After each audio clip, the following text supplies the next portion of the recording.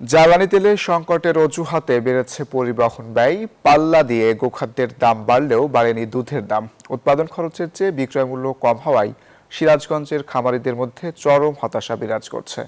গরু লালন পালন নিয়ে শঙ্কিত তারা। খামারিদের দাবি, খাদ্যের দাম কমিয়ে দুধের মূল্য বৃদ্ধি করা না হলে এই শিল্প টিকিয়ে রাখা অসম্ভব। আব্দুস সামাদ সামের পাঠানো তথ্যচিত্রে দেখুন ডেস্ক রিপোর্ট। সিরাজগঞ্জের শাহজাদপুর ও উল্লাপাড়া দুগ্ধ অঞ্চল হিসেবে পরিচিত। এই এলাকার খামারগুলোতে উৎপাদিত দুধকে কেন্দ্র করেই গড়ে উঠেছে বেশ কয়েকটি দুগ্ধ প্রক্রিয়াজাতকারী প্রতিষ্ঠান।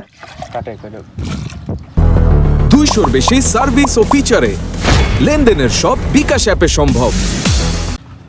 উপজেলা দুটিতে প্রতিদিন উৎপাদিত হয় লাখ লাখ লিটার দুধ। স্থানীয় চাহিদা মিটিয়ে যার সরবরাহ করা হয় দেশের বিভিন্ন প্রান্তে। তবে বর্তমান পরিস্থিতিতে পরিবহন ব্যয় বাড়ার পাশাপাশি আকাশচুম্বী গোখাদ্যের দাম। সে তুলনায় দুধের দাম না বাড়ায় লাভের মুখ দেখছেন না খামারিরা। তাদের আশঙ্কা, এমন অবস্থা চলতে থাকলে দ্রুতই বন্ধ হয়ে যাবে খামার। আমি একটা ছোট খামারে 30,000 টাকার বসি লাগে, এখন দেখা যায় যে দুধ দেয় 25,000 টাকা। এর মধ্যে দিন 2 মন খেয়াল লাগে, তার দাম হলো 700 টাকা মন। তাহলে আমরা এই ক্ষতিগ্রস্ত হয়ে যাচ্ছি। সরকার এই খাদ্যের দাম কমাইলে তালিকা ধরেন দুধের দাম ঠিক হবে। খাদ্য ওষুধের দাম যেরকম বাড়ছে তাতে আমাদের দুধের দাম অত নাই। দুধ বেচে কিছু বাঁচে না, ধরেন যে গাই শোধ আর কি। এদিকে খামারিদের অভিযোগের বিপরীতে স্থানীয় চিলিং সেন্টারের মালিকরা বলছেন, দুধ কেনা বেচায় তারাও নামমাত্র লাভে ব্যবসা করছেন।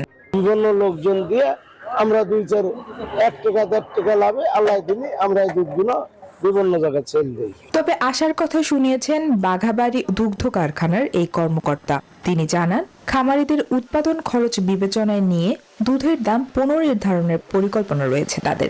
উৎপাদন খরচের উপর নির্ভর করে দুধের চাষ এবং লিন সিজনের উপর ভিত্তি করে দুধের মূল্যটাকে আমরা অপটিমাইজ করে থাকি।